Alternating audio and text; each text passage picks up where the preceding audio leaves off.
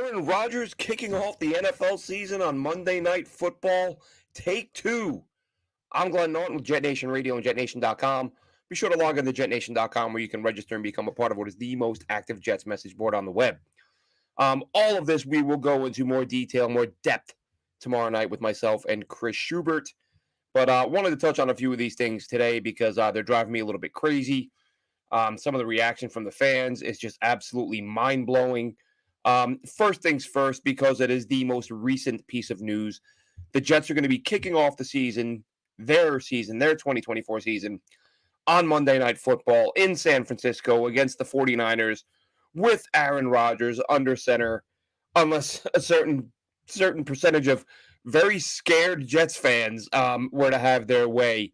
This is mind-blowing stuff. I mean, I can't, and it starts with, and listen, I really, really, really go out of my way to not mention terrible takes by name from, nationally known guys, because I don't like when, podcasters or whatever, like people at my level go on rants about well-known people, hoping for some street cred or for someone to, hoping that someone retweets it. Oh, so-and-so burns this guy. That's not my thing. However, every now and then something gets said that's so ridiculous you can't not talk about it if you're a Jets fan.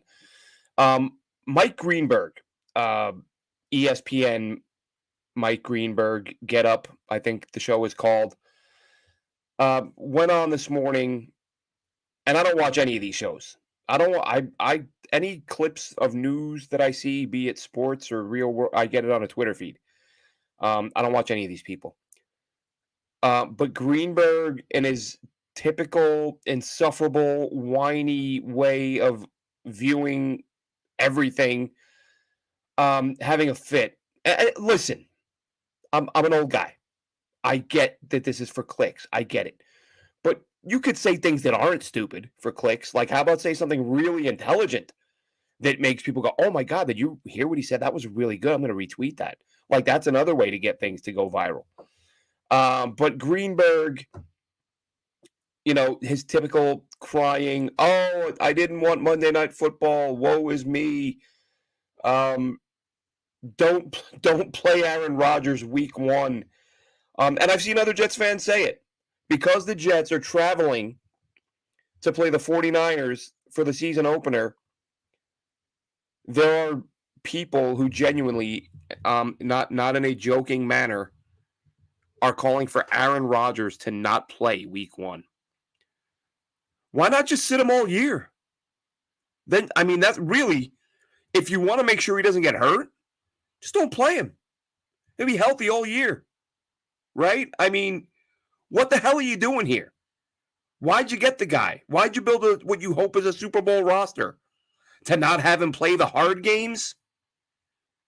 Gee, I mean, there can't be a bigger loser mentality than don't play your quarterback against this good team. Why did you get him? So you could play the backups against the good teams and then let Aaron Rodgers feast on the doormats of the league? I honestly can't. And I get that it's likely a very small percentage of people. But I can't help believe that Mike Greenberg, with his fear-mongering chicken little sky is falling shtick, everyone is big and scary. I'm sure there was some influence there. I'm sure there are some Jets fans who have that same scared mentality, and they watch a guy like Greenberg acting terrified. Maybe he actually is terrified, calling for Aaron Rodgers to not play week one. And apologies if I misunderstood it. I watched it and I was so nauseated by what Greenberg was saying. It's possible I misinterpreted it. If I'm wrong and you didn't say that, Mike, sincerest apologies. But I'm pretty sure that's what he said. And even if Greenberg didn't say don't play Rodgers, let's remove that and pretend I heard that wrong or it wasn't said. Still crying about it. It's San Francisco. The one thing I didn't. Oh, it's Monday night to start the season, and what's gonna happen? So what? You got to play 17 games. Some of them are going to be on Sunday. Some of them are going to be on Monday. Some are going to be on Thursday. Some will be early in the day. Some will be late in the day. Some will be late at night. Can we get over it and just expect the team to line up and play football games and win? Because that's what this team should do. And let's be honest, the only thing holding this team back from winning, from being special, if they're healthy, and we've talked about this before, but it's the coaching situation. And some more news there from Connor Hughes, in case you missed it. I'm sure you didn't if you're a Jets fan. Just yesterday. And this was funny because, and I tweeted about this. Remember a few months ago, I was during the Senior Bowl because I was in Mobile when it went down. Zach Rosenblatt, Diana Rossini put out this story about what a mess the Jets were behind the scenes last year. And one of the things they said, now they said Nate Hackett doesn't watch film or doesn't watch much film. And we knew that because Nate Hackett told us. He didn't say I don't watch film. He just said I didn't know until week 7 or 8 that Breece Hall could catch the football. So the only way to not know that is to not watch film. So that wasn't a major revelation. They also said that the Jets were looking at hiring someone to work collaboratively with Hackett. Now, that would be bad for Hackett. It would be good for the Jets, as long as they're not bringing in like his dad.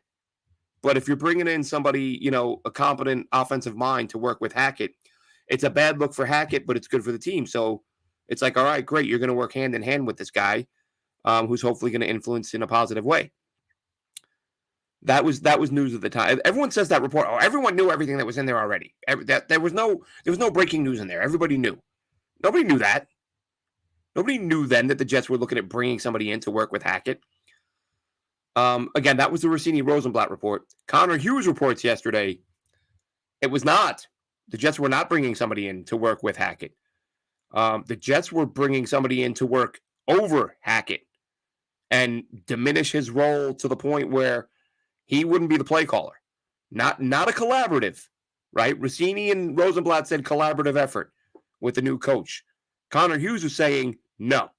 New coach, the Jets, this is how little faith the Jets have in Hackett. And this is kind of a good thing because you kind of start worrying, for all the shortcomings that Robert Saleh, that the Jets, the mistakes they've made, there's days where you're like, they can't really think he's good, right?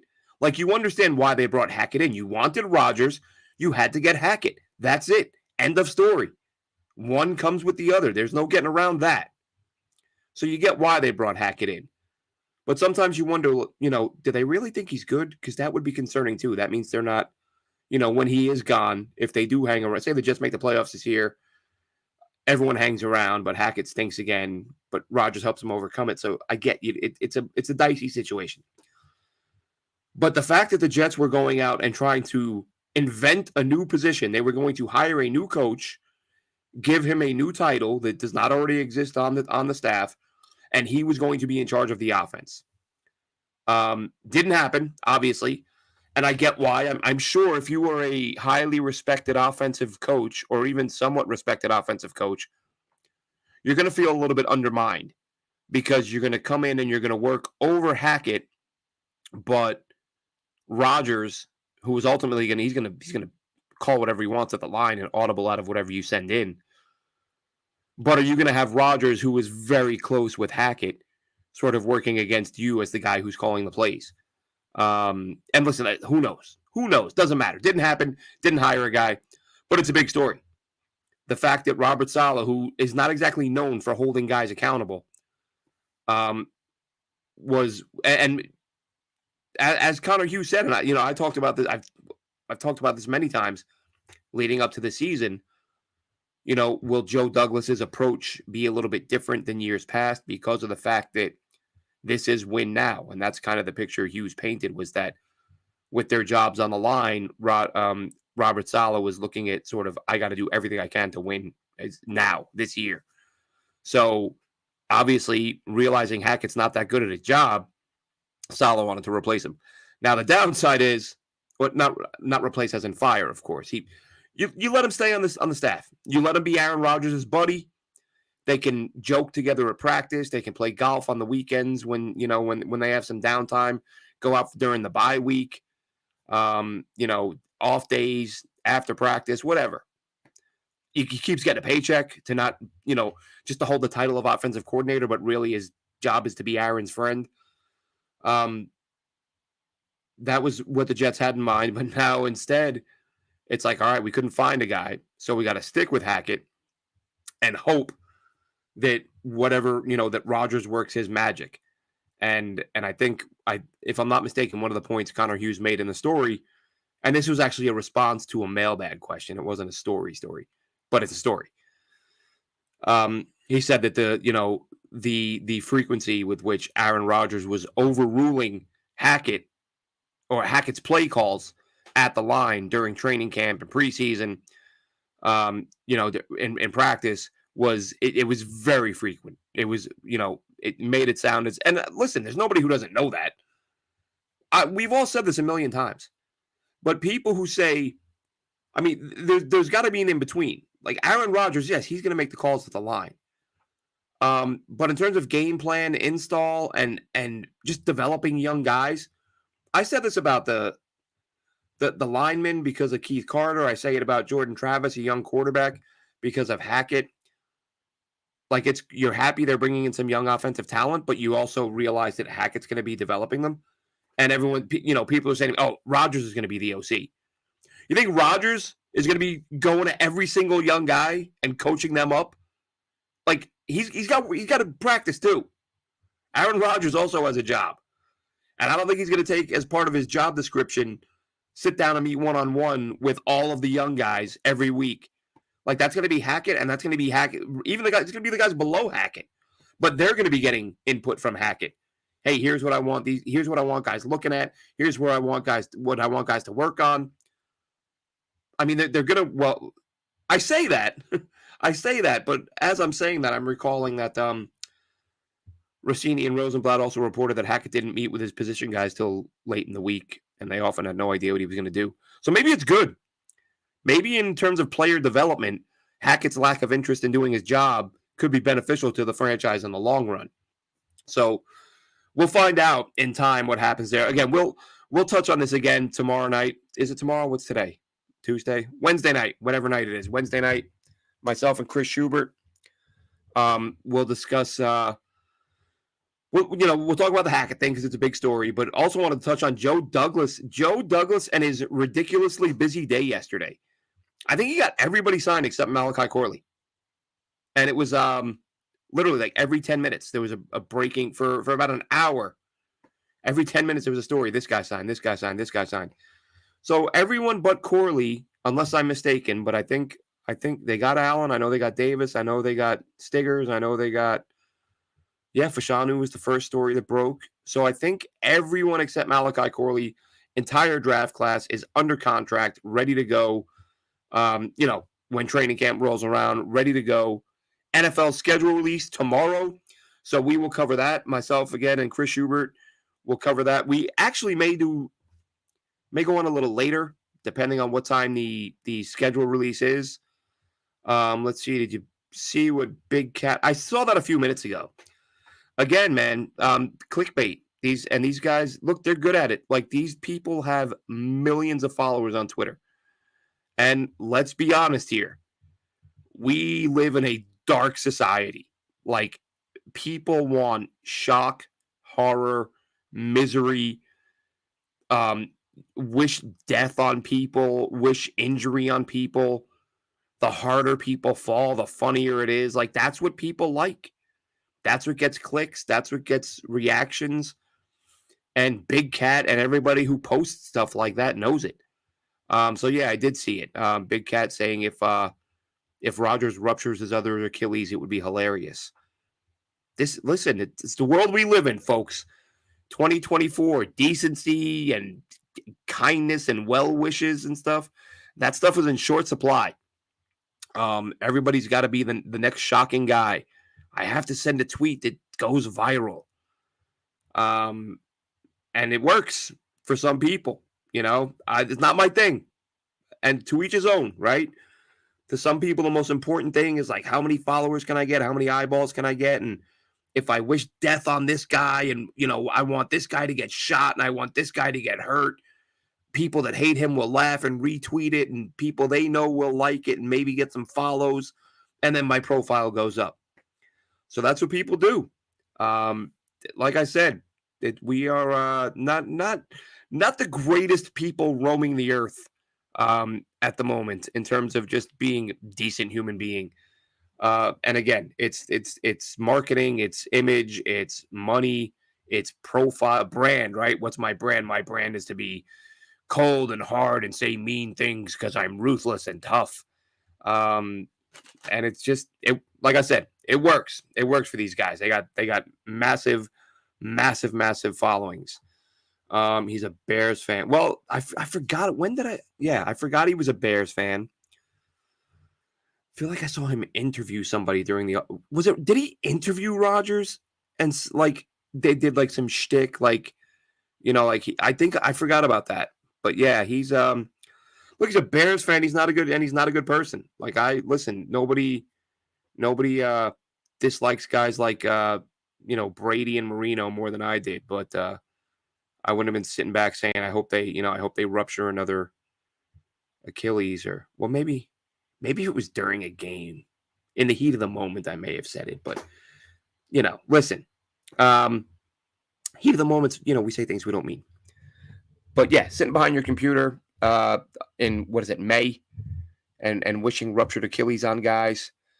And look, the Bears are like, I feel like, and maybe this is just me, and I said this, might have said it last year, and maybe it's because I am in a Jets bubble. I don't pay, like 99% of my NFL attention is on the Jets, and then I get like little like teams they're playing I'll pay attention to. But if you're not on the Jets schedule and you're not the Jets, you're an afterthought to me, and that's as it should be with fans. But for some reason, I was thinking about the Bears last year. Maybe it was the Justin Fields thing and of whether or not he worked out. And I thought they get away with. They're one of the worst teams in the NFL, like over a decades long stretch. Their quarterback looked. I forget who said it. I thought they were joking. Somebody said to me like, Jay Cutler is like the most prolific Bears passer of all time. And I thought they must know. The Bears are the Bears. They're storied franchise, and they're always spoken of in such high regard. And then you look and you're like, wow, they have been a poverty franchise in terms of quarterbacks for a very long time. It looks like they got one now with Caleb Williams. We'll see. But yeah, I feel like the Bears get away. I'm sure like within Chicago and maybe their fan base is tough on them. But on a national level, I feel like I guess what I'm saying is I feel like the Bears got a lot of unearned respect. It's almost like that 85 team was so good that people just always talk about the Bears as if they're worth talking about. Rarely the case. And again, this is something that was completely lost on me till I looked at it last year or the year before. Like I said, I can't even remember the reason. Maybe they were on the Jets schedule. I don't know. But I just went through and I was like, this is their history is not a lot better than the Jets. At least over the past several decades. I know, they went to a Super Bowl and lost, which it's something. You went to a Super Bowl. And I'm talking about recent, last 25, 30 years. I know you go back to 85, they were incredible. And yeah, Rodgers absolutely owned the Bears. So I get what he's saying. It's still a douchey thing to say, but again, we're talking about it, right? Like if he didn't say it, we wouldn't be talking about it, but he did, so we are. The hate for this QB team is already out of control. Listen, he didn't get their shot, right? They came up with a shot. They told him to get it. He said no, and then he was fine without it, and they look like idiots, and they still haven't forgiven him for that. My whole thing with the shot was like, if you want to get it, if you don't. I don't care. Not my business. You're it's not my business. But a lot of people made it their business, and they're still going after. I talked about it a few weeks ago. We still have publications ripping Rodgers, lying about Rodgers, openly, blatantly lying about him, and they're able to do it. So, but no one really had this level of disdain for Aaron Rodgers until he said he wasn't going to get their shot. But he didn't, and that's fine. That's what the hell do I care if he gets a shot or not? Anyway, that's enough on that ridiculous topic. That'll wrap this one. I just wanted to get on and jump on and talk with you guys a little bit about how crazy this is with the fans wanting Aaron Rodgers benched. If you're a fan of the New York Jets and you're calling for Aaron Rodgers to not play week 1, why the hell are you even a fan of the New York Jets? Just go find another hobby. They've waited this long for a quarterback who can play at the level he can. He misses all of last year. And the first opportunity he's going to have to get on the field, and we have fans out here saying, bench him because the team we're playing is good. You can, what? No. Horrible take. Get the man under center. Win some damn football games. We'll see you tomorrow night. Jet Nation Radio, Jet Nation Live.